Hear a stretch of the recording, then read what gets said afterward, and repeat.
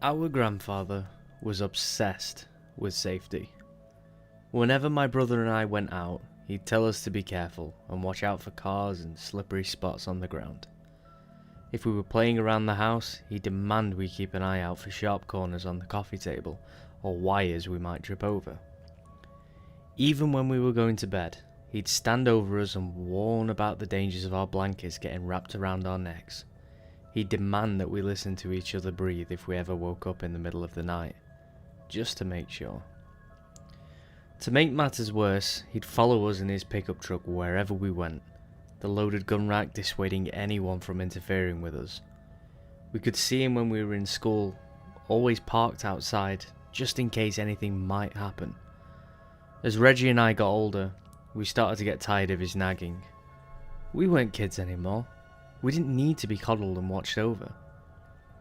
When we turned 16, Reggie and I got a present very uncharacteristic of our safety fetishing grandfather. He'd adopted 2 adult dogs. Twin brothers, just like me and Reg.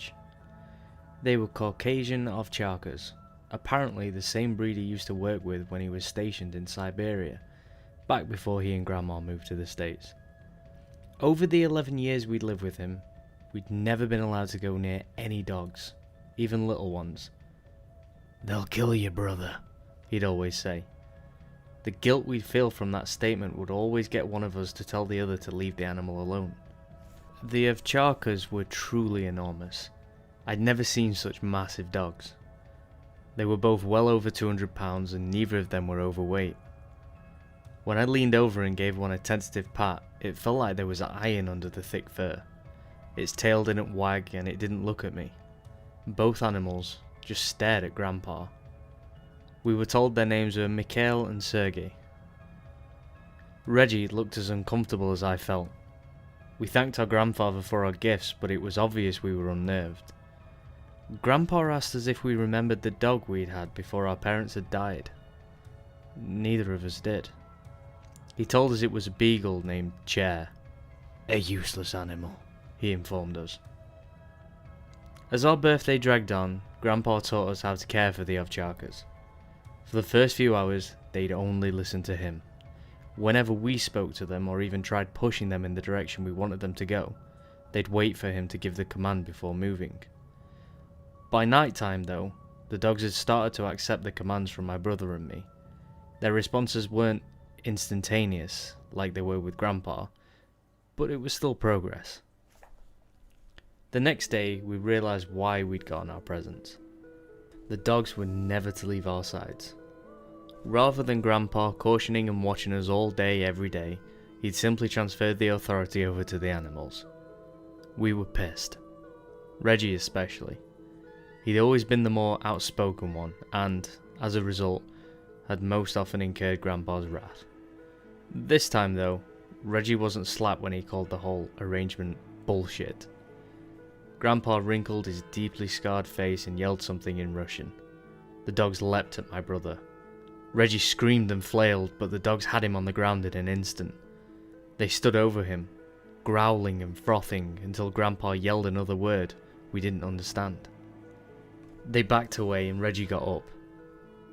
He didn't complain anymore. Since we were on summer vacation, we had a lot of downtime. Wherever we went though, the dogs followed. We'd walk down the street with the 2 colossi in tow. They'd growl at anyone who came near, whether it was one of our friends who came up to say hello, or the cashier at the store who yelled that no dogs were allowed in the place. Anyone who presented even a hint of a potential threat was intimidated by the growling guard dogs. For Mikhail and Sergey, a potential threat was being within 5 feet of us. On a hot day in early August, we were at the lake down the street. As usual, no one wanted to be near us because of the 2 wary, grumpy ovcharkas. Reggie and I went swimming. The dogs, of course, swam alongside. Out of absolutely nowhere, there was a speedboat bearing down on us. Before anyone, dog or person could react, Reggie was struck.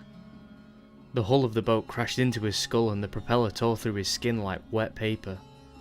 The driver just kept going. Reggie's corpse floated face up in the bloody water. His face was destroyed. One eye was completely missing while the other draped itself over his left cheek.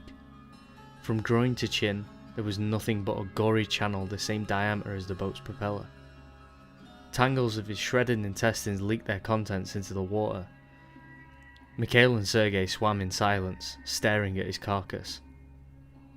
I was beside myself with panic and rage. I screamed and tried to drag my brother's body towards the shore. As soon as I touched him, Sergei bit my arm, hard. I let go of Reggie and hit the dog. He stopped biting. Again I tried to move my brother. Another bite. This time, the dog pulled me away from Reggie while Mikhail swam in a circle around my brother's body. I felt my radius and ulna snap under the pressure of Sergei's jaw. I shrieked and started punching the animal. My assault did nothing to release the pressure. Mikhail's growl caught my attention. I felt it in my chest before I could hear it. I whirled around and saw something moving inside Reggie. No, not inside. All over. His skin was undulating and stretching while the bones underneath popped and crackled, as if they were all breaking. His ribs spread twice the width of his chest, some puncturing through the flesh as they went. The remains of his guts started slapping and flopping around like a net full of eels poured onto the deck of a fishing boat. A deep, resonant moan rose from the destroyed form of my brother. I started to back away. This time, Sergei let me move. I swam backward while watching the unbelievable scene unfold. Both dogs watched Reggie while I stood on shore. Overcome by fear and confusion, I felt a hand on my shoulder. I yelped and spun around to see the scarred face of my grandfather. He'd been following us again. He held a shotgun. On our sides, bathers were running from the lakeside towards the cars. "Watch," Grandpa instructed. What I once knew as Reggie flailed and howled. The water, turbid from his unhuman thrashings, was pink and foamy from the release of his blood and other bodily fluids. His moaning intensified, causing me to cover my ears.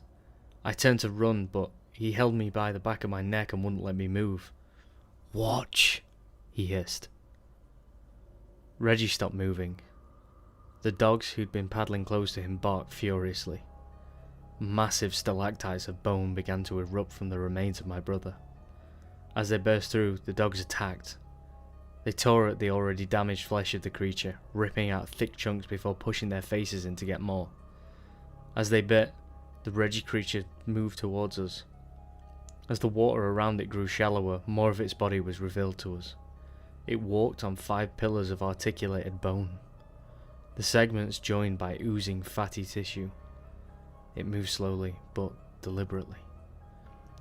Bulbous white eyes squeezed themselves from the cracked sockets of its skull. They rotated and then focused on my grandfather and me.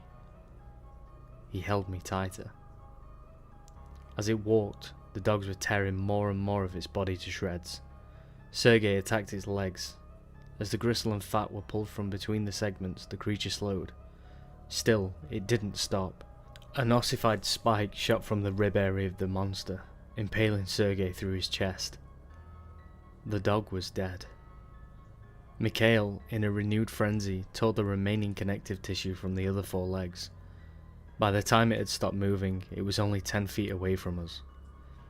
Mikhail ripped the creature apart, spitting its bowels and meat from its bulbous eyes all over the sand, and then he stopped.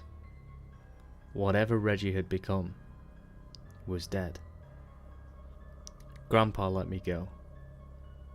Mikhail ambled over to Sergei and began to lick the mortal wound in his brother's chest. He whimpered and sat in the sand, panting. I sobbed as the pressure I'd felt released. My grandfather slapped me and held my face in a vice grip between his leathery palms. I stared at the deep latticework of scars covering his face. "I always thought it would have been you," he hissed. "My grandfather made the same mistake with me." He traced his facial scars with his fingernail. Then he grabbed my broken arm, causing me to yelp. "At least this'll heal." I glanced over my shoulder. The remains of the monster had turned into a foul-smelling gelatin. Seabirds were diving and collecting it in their beaks before it could absorb into the sand. Those who managed to get a beakful died moments later, falling from the sky into the lake or on the sand. "I thought your father knew better," Grandpa grunted as we walked. I didn't say anything. He kept mumbling in frustration when we got into the house. "A fucking beagle," he murmured. I sat on the couch and cried.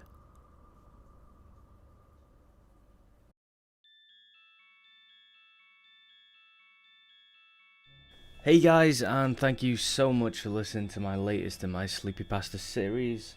I've got a bit of a cold going on, so if you hear any slipping in there, I do apologise for that. It's not my intention, obviously. Sorry that this is a little bit behind schedule. I was waiting on some artwork, and due to some time zone issues, I got the time wrong, so it's on me. The link to the artist will be in the description, so if you could go check her out, that'd be fantastic. And obviously, she's been a great help to this video. Thanks once again, and take care.